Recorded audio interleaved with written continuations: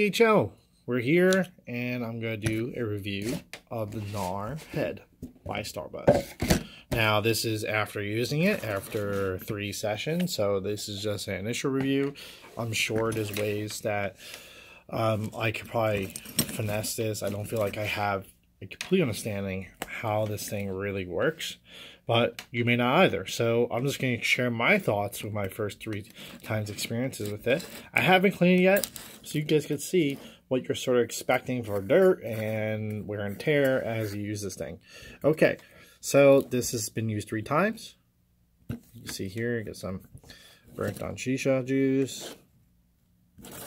The bottom is pretty clean, and no, I actually did not scrape anything off. So, similar to the Phoenix, you're going to need to pack this thing high.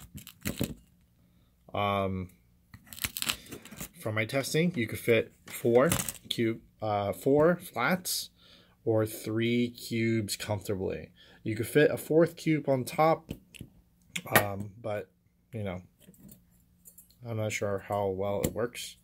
It basically just touches the ceiling of the HMD, but you could close it stacked. So that's one thing.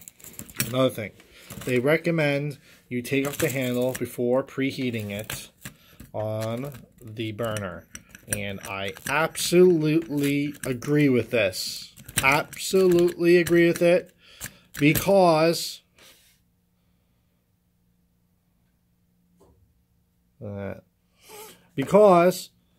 it gets super hot, guys. It gets super hot to handle. So, you know, there's a handle.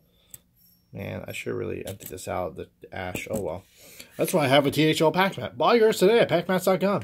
Okay, but, I wish I could say more for these handles, but they're pretty useless. They're pretty useless just because, they said this rubber's already coming off. But, I preheat this thing. I put the coals in there, and then I put the handle in. And I would say it's probably like a 50-foot walk from my, I call it the hut. I smoke outside, and I heat the stuff out there sometimes if I'm smoking inside. So my burner's in there. So it's a 50-foot walk. And from the walk from the hut to my office where I do the rest of my work for THL, this handle gets super hot. It gets super hot, and after 20 minutes of smoking, you can't touch this handle without some sort of cloth. So I'm just telling you now, like, this metal that goes through it looks cool, but it is sending the heat through the whole thing, and it just permeates through the rubber. The rubber doesn't do much. And if you do happen to touch this metal ending, you're going to burn yourself. So, this thing does get super hot. So be careful of that. Cooking-wise, 4 titanium flats does get up to 850 degrees. But that is not enough to start really smoking well for what I prefer. To get decent cloud output. It was just far beyond than what I needed. I needed more. I think I needed at least 900 degrees on this thing. And,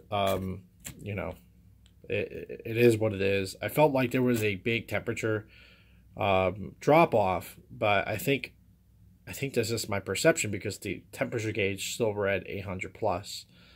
And when I say temperature drop off, I mean from dropping off from being on the burner. Okay, so that didn't do much. And I then tried 4 cubes, 3 and on the bottom and then 1 stacked, and then covering this up, and it was very poor results as well. Again, I wasn't able to get much cloud output. I had the vents wide open, closed. Whatever I did, I was not able to produce smoke, and we're talking like 10 minutes in of 800 plus degree HMD sitting on top of the shisha. And if you're asking what type of bowl I was using a Ferris bowl for this. I wanted to be really thorough with this. This thing does not fit well on the Ferris. It's almost a little big. It's almost a little bit too wide.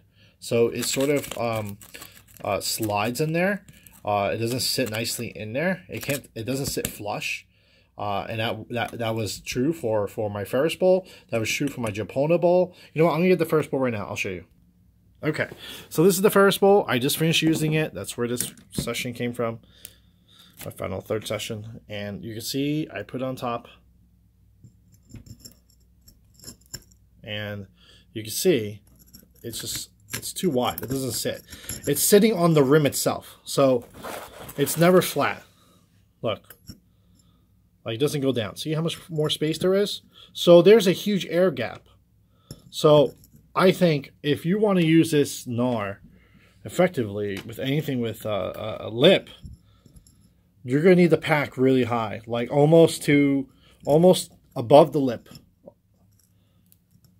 because you literally have, I think, I can't even see how much clearance you have, but if you see, look, it stops right there.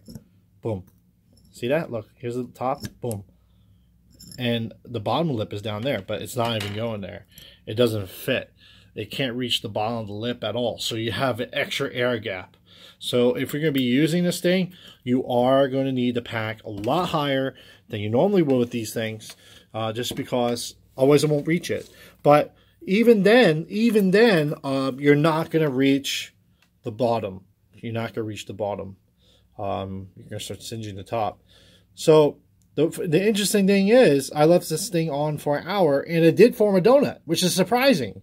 But I think what's happening is, it's hot enough to cook it, but it's not hot enough to smoke it. Does that make sense? It's hot enough to cook the tobacco, but it's not hot enough to actually produce smoke for the glycerin to come off. And on my fourth session, I had to stop using this, and I switched out with a Lotus Plus too. And a Lotus Plus, actually it was a Lotus Plus, I switched to that with. And immediate night and day difference. Immediate night and day difference. The Lotus Plus was able to fit on the lid, on the lip flatly. It worked well, and it started smoking almost within 2 minutes. Within 2 minutes. But up to that point, I was having a lot of problems getting smoke out of this thing, and I don't know. Maybe Starbuzz could put out like a how to use this thing properly, just because, you know, I don't see how you're supposed to optimally use this HMD. I tried so many ways. So, you know, and these handles here, like I said, they're pretty much useless when this thing's hot. I have to use tongs to move this, but you can see it's not smooth. So it gets caught. So, and when it gets hot, it's even worse, because now you have this thing on top of your Ferris bowl. Let me put this on my Ferris bowl. You have this thing on this Ferris bowl. It's not exactly even, and now this thing is wiggling around in here because it's not flush. So it's very dangerous too, you know. So you have to be careful of that. And if you wanted to remove this and do something with it, you can't even grab it. You have to use a cloth, because this gets really hot, really hot, and it's definitely a burn hazard. So, you know, be careful with this if you do use it. I don't know the optimal way to actually pack this. Somebody says try to use it on foil. I'm not doing that. I'm not doing that. For me, HMDs belong on the bowl. Okay, if they can't work on the bowl, they don't work. I might as well use coal directly on the foil if I'm going to do that. Or I'll use a Provost, which is meant to be used on foil. Alright, so that's it. That's my review for the Starbuzz NAR Head. I wish I could report better results, but, you know, I wanted to give you guys an update because people were wondering if they should buy this thing or not.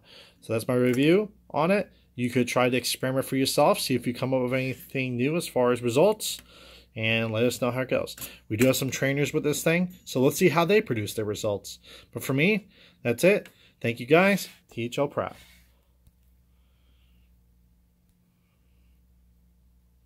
THL proud. THL proud. Why?